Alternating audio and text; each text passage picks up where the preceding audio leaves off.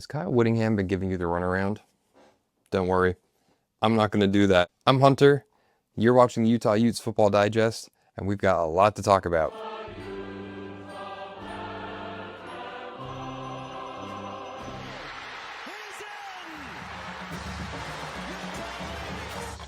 All right, Ute fans, on the 12th of December, Kyle Whittingham made it official that he was going to be stepping down as the head coach of Utah football.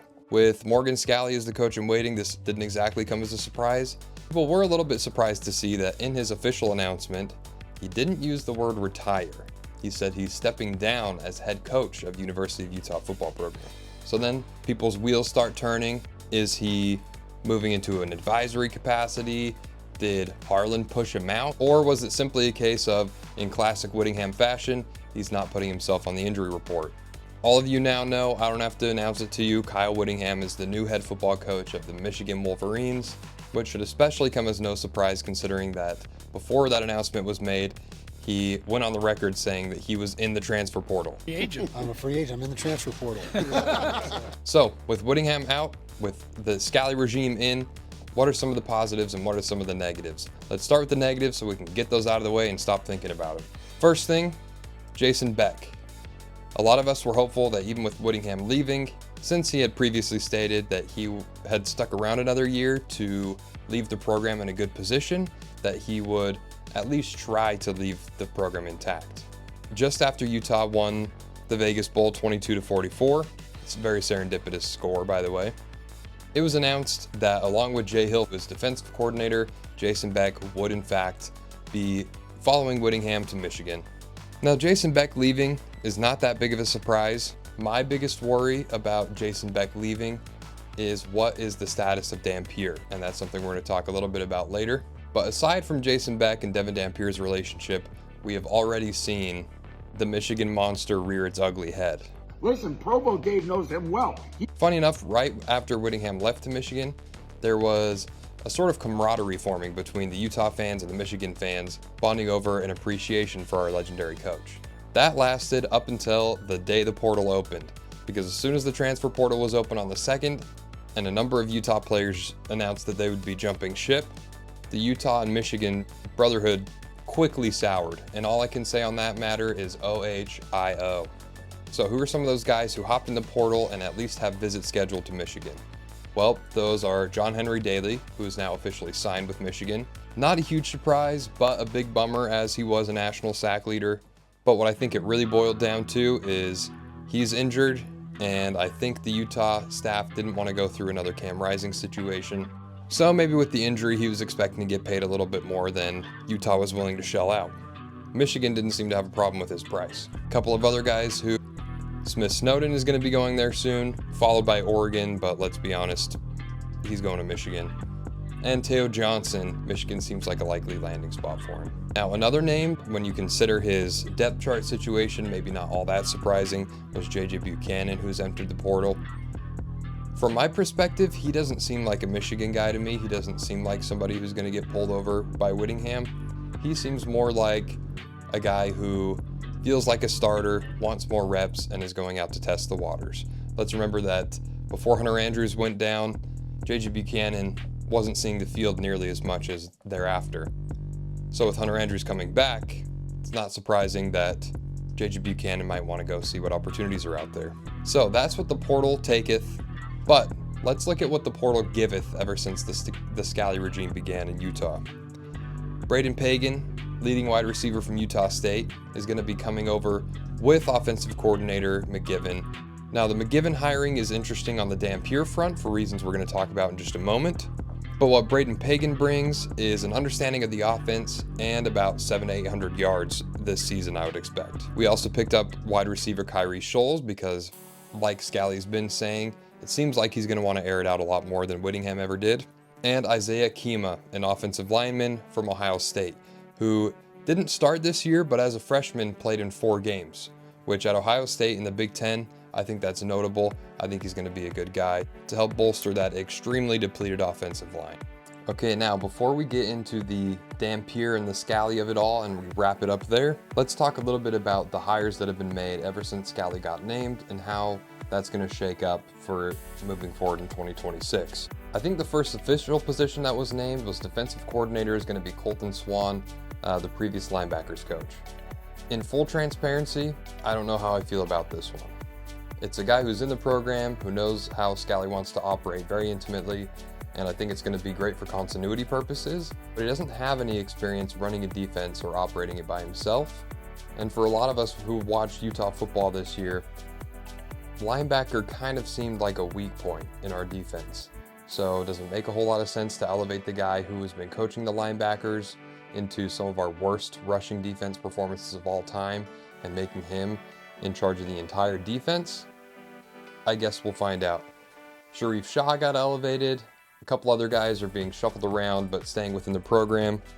Kevin McGivern was announced as the new offensive coordinator, which is going to lead us into the Devin Dampier discussion because Kevin McGivern is bringing with him Ryan Gunderson, who's going to be the new quarterbacks coach. Now, if Bird is the word, what does that make Dampier? Because Bird Ficklin has been very excited about returning back to Utah and wearing red again. We know that because he talks about it on social media. He signed his deal already. Those agreements don't really seem to be worth very much anyways, but he signed one. So for all intents and purposes, he appears to be wanting to come back and be a Ute. Devin Dampier, on the other hand, well, Bird's been speaking on his behalf, but maybe out of turn. We'll find out. I get the sense that if you're Devin Dampier and you're considering whether you should follow Jason Beck and compete with Underwood at Michigan, a guy who is a 5-star recruit who shows a lot of talent, do you want to spend your senior year competing against that guy?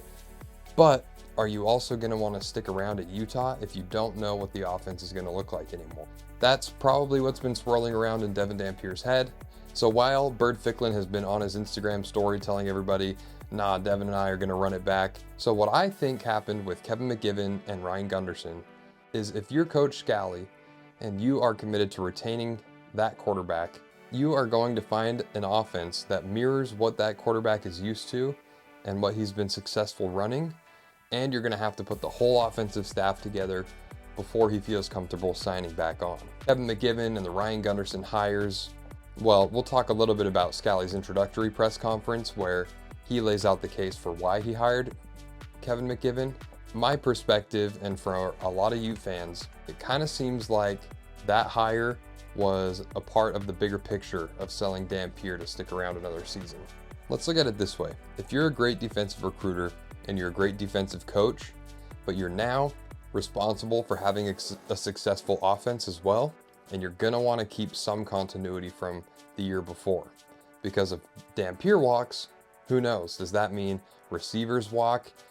Does that mean Wayshawn Parker's not comfortable with the run game anymore? It pokes a lot of holes in your strategy to not have Dampier as the anchor point for this offense in a way that could put you on a really bad trajectory for not just this season, but for years in the future. Could it be that Morgan Scally really watched the Kevin McGivern tape and it's just the best offensive coordinator that he's ever seen and he had to have him?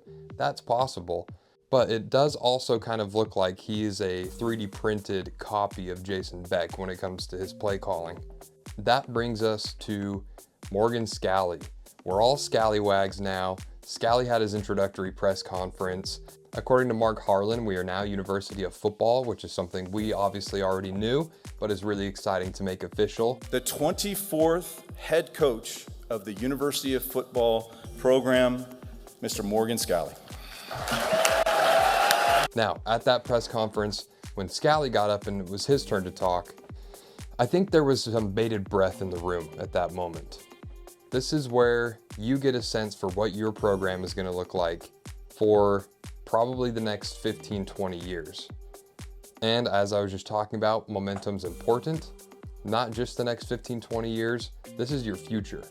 You're about to find out how that looks. So how did it go? Well, he echoed some of what he had already said during his Holly Rowe interview a day or two prior. During both the Holly Rowe interview and his introductory press conference, he talked a lot about his upbringing as a Utah fan, going to high school at Highland High, just down the street from the stadium, wearing his Little League jersey to get into games for free, all things that I think, quite frankly, a lot of us can relate to, and it really illustrates how he is one of us. One thing that he said that stuck out to me, that I think gave us all a lot of excitement about moving forward with Coach Scally is he pointed out that his logo has never changed. He's not talking about like Whittingham starting with the program and being there for 30 years. Since he was an infant, he's been a Ute. He's gonna be a Ute for the rest of his life. I think what it really boils down to is that Morgan Scally is gonna do whatever it takes to win football games. As he said in this press conference, winning football games is not the most important thing. His job is not just to teach guys to be football players, but to be fathers and to take care of their families and to be good men all around, not just great football players. But let's be real, Morgan Scally is going to want to win a lot of football games. He laid out roughly a picture of what Utah football is going to look like in the future, and it's some things that we have been familiar with and seen in the past. He said it's going to be physical, they're going to hit hard, they're going to play hard. He said they're going to rip your face off. That's all stuff that we're used to. That's Utah football. He also said they're going to air it out, and his goal is to win a national championship. He truly believes Utah is in a position that they can win a national championship. So if I had to wrap all this up, the last month of Utah football into one message, we've talked about the portal giveth and taketh away, whether it be your legendary coach of over 20 years, whether it be players that have been with the program for a year, whether it be Braden Pagan or Isaiah Kima, or some of the guys that have decided to stick around and have not hopped in the portal. We know that in the quarterback position, we at least have Bird Ficklin, who, if we had to rely on him as the starter, I honestly think we'd be just fine. But with Devin Dampier, things that look at least promising on that front as well. And last but not least, with Morgan Scally, we have a Utah man at the helm, and Utah football is going to be just fine. Peace.